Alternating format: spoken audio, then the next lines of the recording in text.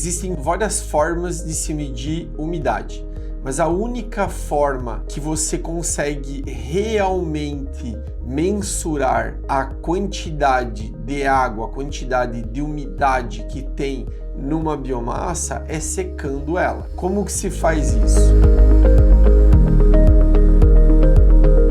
Existem normas que regulamentam os procedimentos desses testes, mas elas basicamente seguem o mesmo padrão, o mesmo princípio, que você precisa escolher coletar uma quantidade suficiente de biomassa. Isso pode ser 100 gramas, 200 gramas, 500 gramas, dependendo da capacidade volumétrica do seu forno. Sim, você precisa secar ela em forno e você vai precisar pesar essa biomassa antes de retirar essa umidade, antes de secá-la. Então imagine que eu coletei 100 gramas de biomassa numa umidade que eu não conheço, que eu não sei qual é e eu preciso descobrir através do processo de secagem. Então eu escolhi 100 gramas de biomassa, pesei numa balança de precisão e levo essa biomassa ao forno com temperatura controlada. E essa temperatura ela precisa estar um pouco acima de 100 graus, então a 102, 103 graus e com um desvio relativamente pequeno, em torno de 2 graus de variação. E automaticamente, quando isso começa a acontecer, essa biomassa começa a aquecer, esquentar, e a umidade que está presente nessa biomassa, você sabe, umidade é água presente na biomassa, ela começa a evaporar. Então você sabe que na pressão atmosférica a nível do mar, a água ferve e evapora a 100 graus. Então é por isso que a gente precisa passar ligeiramente acima dos 100 graus, 103 graus. E aí essa umidade vai começando frequentemente começa a sair, começa a ser evaporada e começa a se desvincular daquela massa, aquela biomassa. Até o determinado momento que essa biomassa fica completamente seca. E quando ela fica completamente seca, eu retiro ela desse forno e peso ela novamente. Então, por exemplo, eu comecei a 100 gramas de biomassa e depois de estar ela completamente seca, ela está pesando 50 gramas. Significa dizer que tem 50% de massa seca e 50% de massa úmida, ou seja, água. Então, qual é o percentual de umidade? Aí existem duas escalas, vamos falar da base úmida.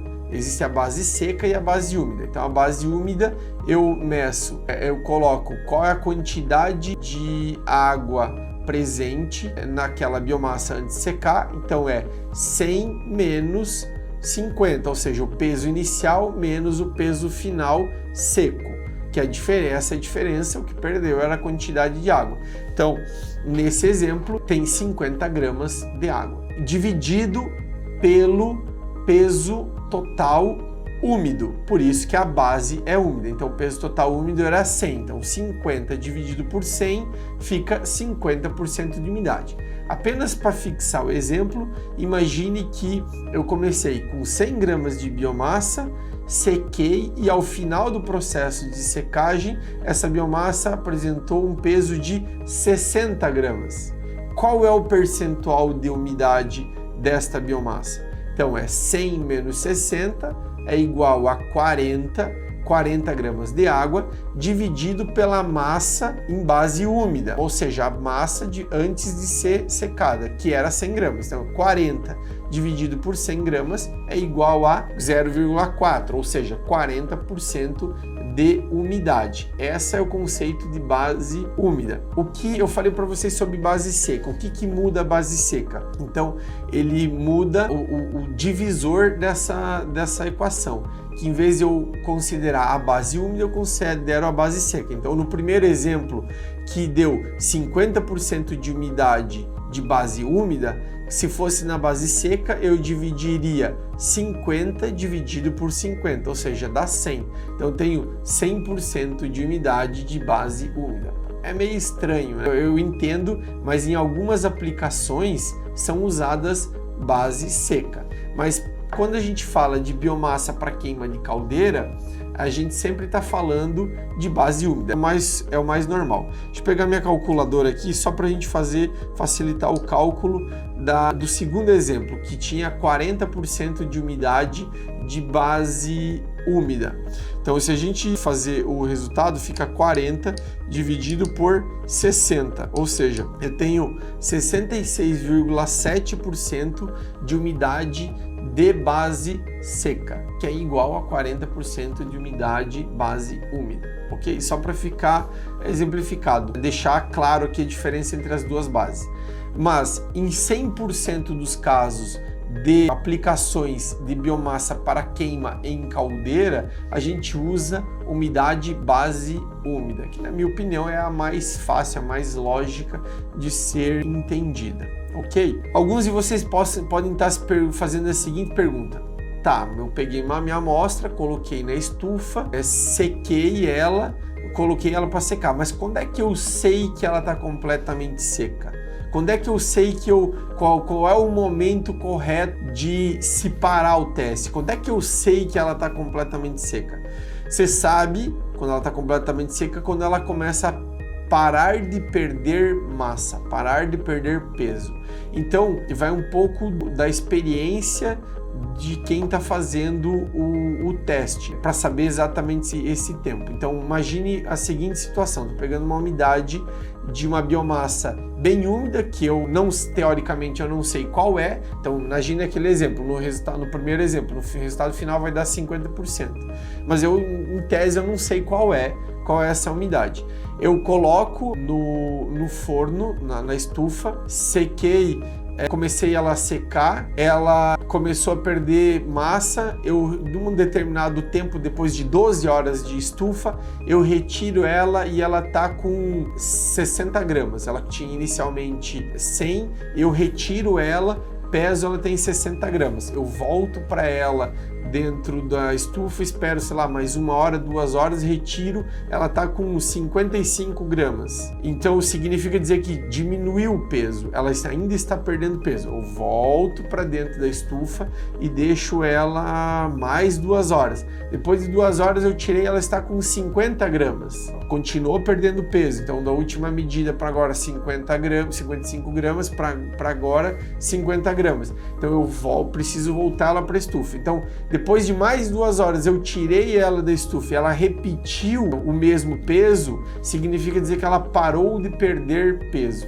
Então não menosprezem 1 grama ou 1/10 de grama que seja na perda de peso. Então quando você tem, idealmente, depois de 2 horas ou 3 horas de estabilização de peso, que não está mais perdendo massa, significa dizer que a biomassa está completamente seca. E aí você pode paralisar o teste e dar o teste como encerrado.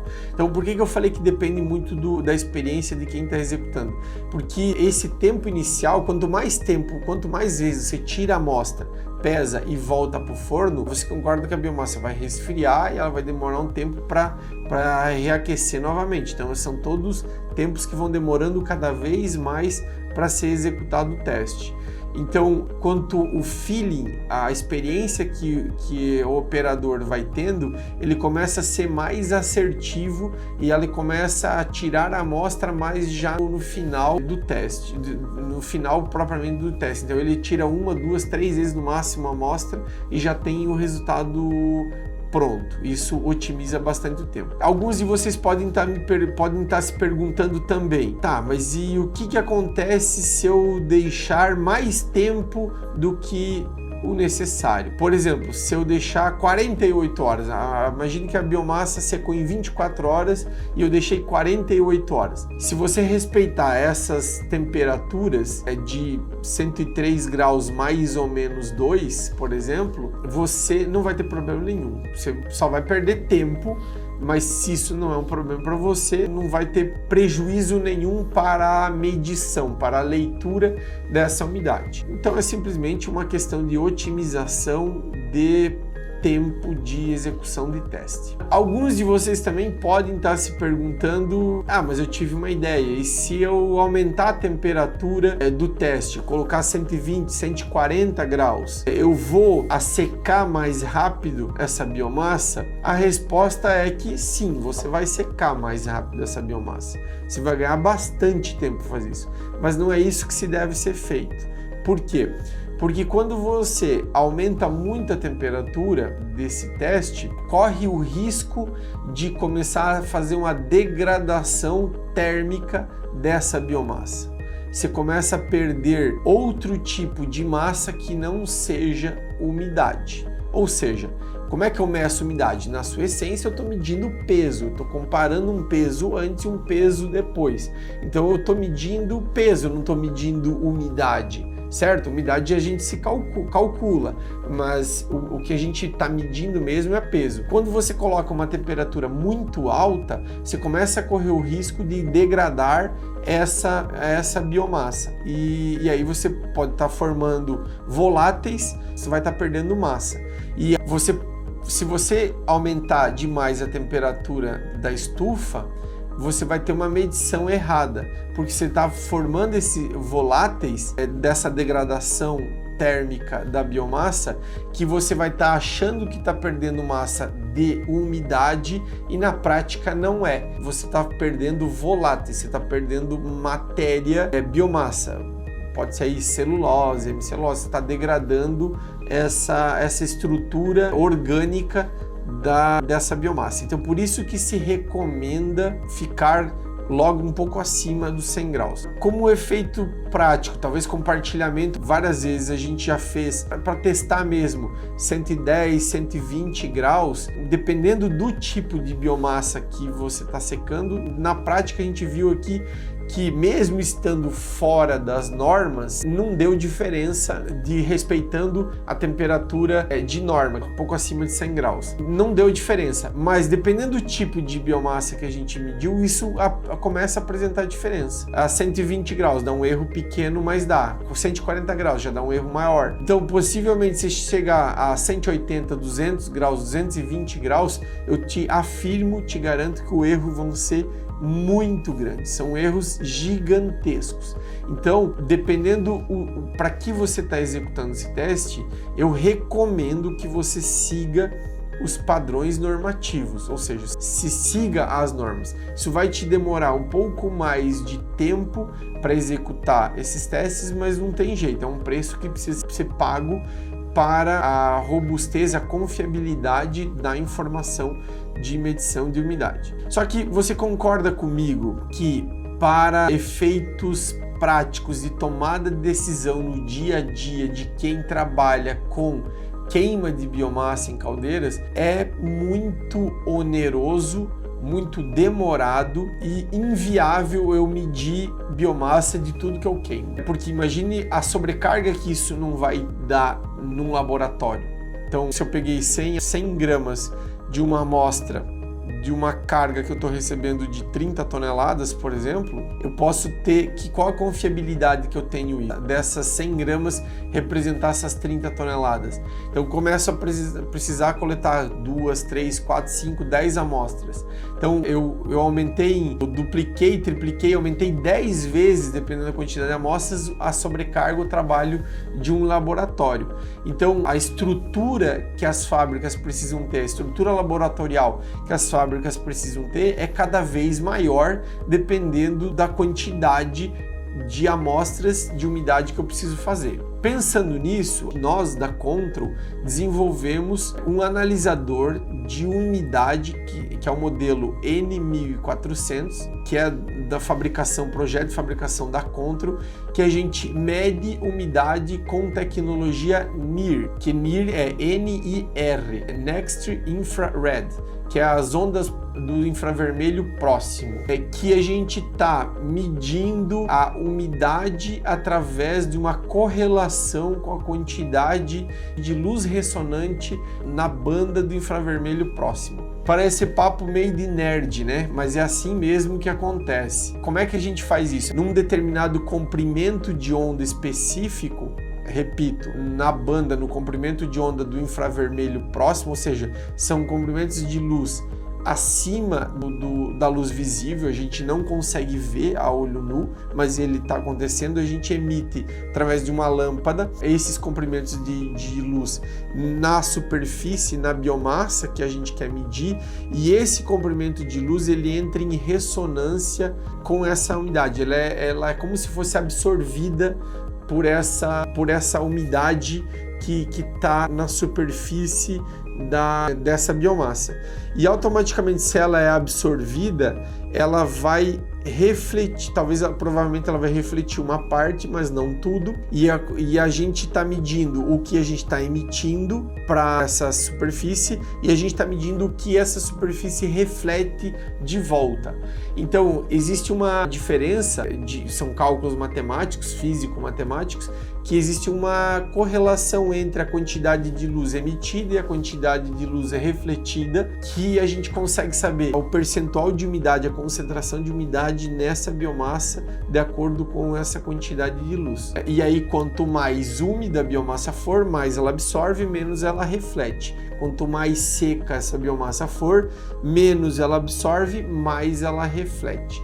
Então a gente consegue medir essa quantidade de luz e a gente consegue correlacionar essa quantidade de luz com a umidade de superfície. Não é o jeito recomendado de se medir umidade, por isso que no início desse vídeo eu falei que o jeito certo de se medir umidade só existe um, que na verdade não é nem medir umidade, é medir peso, que é em estufa, mas isso na prática é inviável para muitas aplicações, porque você vai conseguir só amostras muito pequenas. E aí um jeito de você fazer medição de praticamente 100% do que você está passando numa correia, o que você está alimentando numa caldeira, é medir com outros instrumentos. Um exemplo que é o que a tecnologia que a Control domina é essa tecnologia que está medindo essa quantidade de luz, e eu estou correlacionando essa quantidade de luz com a umidade da superfície. Não resolve todos os problemas, por exemplo, se a umidade uma biomassa que pegou chuva, por exemplo, e essa umidade está só na superfície, ela não está impregnada dentro, pode apresentar algum tipo de erro, mas porque a umidade da superfície está maior do que realmente está lá no centro. Então, mas por mais que eu estou medindo a umidade correta na superfície, não é a umidade que daria se eu pegasse essa mesma amostra, levasse para uma estufa. Mas a gente tem visto que na grande maioria, na maioria esmagadora, eu diria que 99% das aplicações industriais, esse tipo de tecnologia atende perfeitamente. Por quê? Porque se eu deixar essa biomassa que pegou uma chuva e está com uma umidade maior apenas na superfície, armazenada durante um tempo, ou seja, entre aspas, descansando, depois de umas 2 horas ou 3 horas, essa umidade já foi absorvida pela biomassa e ela vai entrar em equilíbrio, por uma questão possivelmente de diferença de concentração, talvez de osmose, pelo efeito de higroscopia já vai ser absorvida, e a gente pode afirmar que a umidade que está lá no centro é a mesma umidade que está na superfície depois de um tempo de estocagem, de descanso, de armazenamento de 2 a 3 horas. Então, por isso que nós da Control resolvemos adotar esse tipo de tecnologia e dominar esse tipo de tecnologia NIR para medição de umidade. Bacana, né? Eu brinquei com vocês que era um papo de nerd, porque realmente é medir luz. A gente encontrou maneiras técnicas de se medir luz e para facilitar a vida dos nossos clientes e ter informações em tempo real, numa quantidade, numa massa de dados gigantesca da qualidade da biomassa que está se queimando numa caldeira. Se gostou desse conteúdo, siga a Control no nosso canal, nas nossas redes sociais para mais conteúdos técnicos. Um abraço.